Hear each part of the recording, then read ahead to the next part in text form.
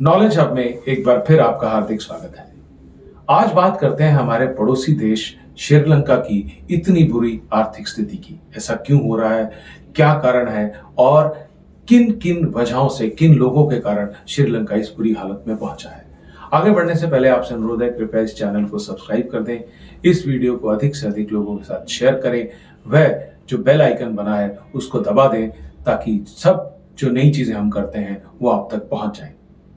हमारा पड़ोसी छोटा सा देश श्रीलंका 1948 में आजाद हुआ था और इस समय वो अपने जो एक समय है उनका भयंकर आर्थिक मंदी से या आर्थिक संकट से जूझ रहा है। बहुत बुरा हाल है वहां पर। रोजमर्रा की चीजों के लिए लोगों के अंदर मारामारी है। इतना वहां पर जो स्थिति मैं आपको बताऊं कि क्या कितनी खराब है। पेट्रोल पंप पे सेना तैनात करनी पड़ रही है। 13-13 घंटे बिजली की कटौती है। सार्वजनिक परिवहन, बस ट्रेन तो है ही नहीं क्योंकि बसों को चलाने के लिए डीजल ही नहीं है। इतना आप थोड़ा सा समझिए। चावल है 220 रुपए किलो, गेहूं 190 रुपए किलो, 1 किलो चीनी 240 रुपए, नारियल तेल जिसपे कि श्रीलंका डिपेंड करता है, बहुत सारा कुकिंग होते हैं, बहुत सारा खाना बनता है, that is selling for 850 rupees per KG. एक अंडा 30 रुपए का। और मिल्क पाउडर जो है वहां पे काफी इस्तेमाल होता है, उसकी 1 किलो की कीमत 1900 रुपए तक पहुंच गई है, जबकि सिलेंडर बिक रहा है 4200 रुपए में और उसमें भी उपलब्ध नहीं है। अब सवाल यह है कि ऐसा क्यों हुआ, ऐसा कैसे, क्या चीजें हुई जो श्रीलंका की ये इतनी बुरी हालत हो गई। इतना दबाव पड़ गया लोगों के ऊपर, जो राजनीतिक लोग हैं, कि राष्ट्रपति गोटबाया राजपक्षे और प्रधानमंत्री पक्षे जो है महिंद्रा राजपक्षे, उनको छोड़कर सब ने रिजाइन कर दिया। अब 5 बड़े कारण जो हमें समझ में आते हैं जिन्होंने श्रीलंका की लुटिया डुबोई है। एक एक करके उनकी बात करते हैं। पहला है कर्ज, अधिक कर्ज। पिछले 1 दशक में श्रीलंका की सरकारों ने जमकर कर्ज लिया, लेकिन इसको चुकाएंगे कैसे उसका कभी उन्होंने उस पर ध्यान नहीं दिया। और ये काम 2010 से चल रहा है और ज्यादातर जो कर्जा उन्होंने लिया है वो है चीन, जापान और भारत, यहां से लिया हुआ है।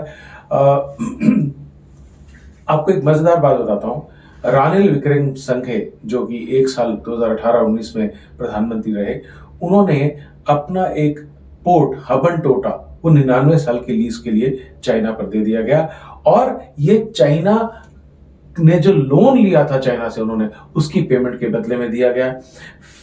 वर्ल्ड बैंक ने, माफ कीजिएगा, एशियन डेवलपमेंट बैंक ने श्रीलंका को एक जुड़वा घाटे वाली आर्थिक व्यवस्था कहा है, यानी कि उनकी जो राष्ट्रीय खर्चा है वो राष्ट्रीय आमदनी से बहुत ज्यादा है। श्रीलंका की अगर हम एक्सपोर्ट की बात करें तो 12 अरब डॉलर का है, लेकिन इंपोर्ट उनका 22 अरब डॉलर का है, इसलिए वो घाटा लगातार बढ़ता जा रहा है।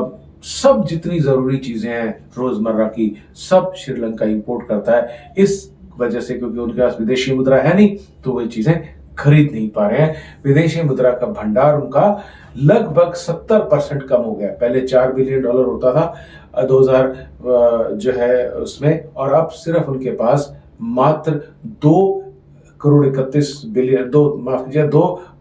बिलियन डॉलर बचा है, जबकि उन्हें 4 बिलियन डॉलर का लोन चुकाना है। अगला जो बड़ा कारण, दूसरा, टैक्स कटौती का फैसला। देखिए हुआ क्या। 2019 में जो गोटबाया राजपक्षे हैं, उन्होंने एक लुभावना चीज दी, और ये जो मुफ्तखोरी को यहाँ पर भारत में भी प्रमोट करते हैं, उनके लिए भी एक सबक है। उन्होंने टैक्स में कटौती करी, ठीक है। टैक्स की जो कटौती करी तो उससे टैक्स की कमाई में 30% की कमी आ गई श्रीलंका में, और इस कारण से वहां पर सरकार के पास पैसा नहीं रहा। पहले टैक्स का जो कलेक्शन था वो 20% रहता था उनकी ग्रॉस डोमेस्टिक प्रोडक्ट में, लेकिन अब वो 10 से भी नीचे जा चुका है। फिर आतंकी हमले, आतंकवाद को ढीले हाथ से जब उन्होंने टैकल किया, यानी कि तो 2019 में क्या हुआ, ईस्टर संडे के दिन 3 आतंकी हमले हुए और उसमें 260 लोगों की जान चली गई। इससे टूरिज्म इंडस्ट्री को बहुत नुकसान पहुंचा। और आप समझिए कि टूरिज्म जो है विदेशी मुद्रा का सबसे बड़ा तीसरा उनका रेवेन्यू जनरेटर है, उस सबसे ज्यादा वो होता है, उनसे पैसा आता है।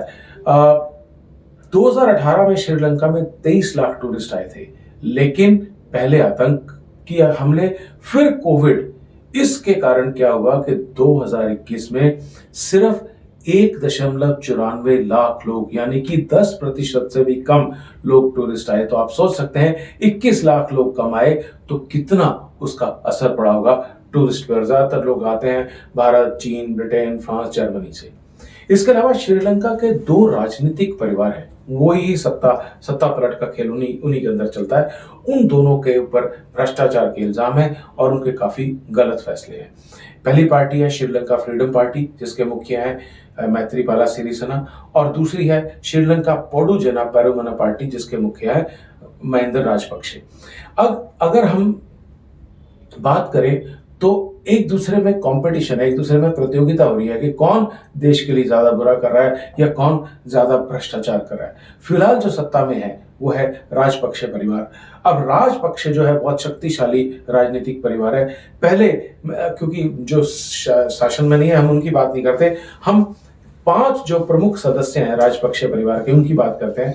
76 वर्षीय महिंद्रा राजपक्षे इस समय प्रधानमंत्री हैं और 2004 में प्रधानमंत्री रहे, 2015 में वो राष्ट्रपति भी थे। उन्होंने चीन से दोस्ती बढ़ाई और इंफ्रास्ट्रक्चर प्रोजेक्ट के लिए 7 अरब डॉलर का लोन लिया।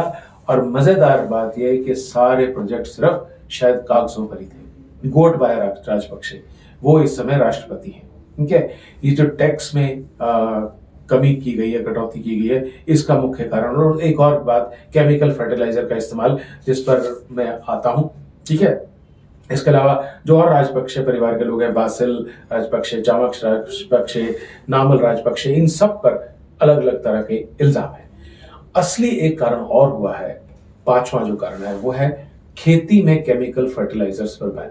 दरअसल क्या हुआ, 2021 में ऑर्गेनिक खेती को बढ़ावा देने के लिए गोटबाया राजपक्षे ने केमिकल्स की जो जैसे यूरिया, डीएपी, ये जो इस तरह के फर्टिलाइजर्स होते हैं उनको बैन कर दिया। इससे क्या हुआ कि अनाज के उत्पादन में भारी कमी आई, क्योंकि आप नेचुरल सी बात है, आप एकदम से नहीं कर सकते, आपको थोड़ा थोड़ा करके करना पड़ता है। ठीक है, तो ऑर्गेनिक खेती को बढ़ावा देना तो आपको पहले 5% हिस्सा, 10% हिस्सा, जैसे भारत में इस समय चल रहा है। तो अब उसके कारण से जो है बहुत भयंकर ड्रॉप हुआ उनकी फूड ग्रेन प्रोडक्शन में, और इस कारण से महंगाई बहुत बढ़ती गई। अब मदद कहाँ से मिल रही है? भारत श्रीलंका की बहुत ज्यादा मदद कर रहा है। 1 अरब डॉलर का उन्होंने क्रेडिट लाइन अप्रूव किया है। 18,000 करोड़ रुपए की आर्थिक सहायता पहले दे चुका है। 500 मिलियन डॉलर की उन्होंने क्रेडिट लाइन तेल खरीदने के लिए दिया है। 40,000 मीट्रिक टन तेल हमने भारत को दिया है। तो पिछले 50 दिनों में श्रीलंका को हम 2 lakh metric ton diesel supply कर चुके हैं। 40,000 टन चावल भेजने वाले हैं, जिसमें से 40,000 टन भेज चुके हैं वो, और बाकी 2,60,000 टन और भेजे जाएंगे। ठीक है, और फिर वहां पे कुछ प्रोजेक्ट्स भी आ रहे हैं। और उसका कारण 2 है। पहला ये कि शरणार्थी संकट बढ़ेगा भारत के बहुत से मूल रूप से तमिल परिवार, जो मूल रूप से भारतीय हैं, श्रीलंका में सेटल हो चुके हैं, तो वो वापस लौटेंगे निश्चित तौर से।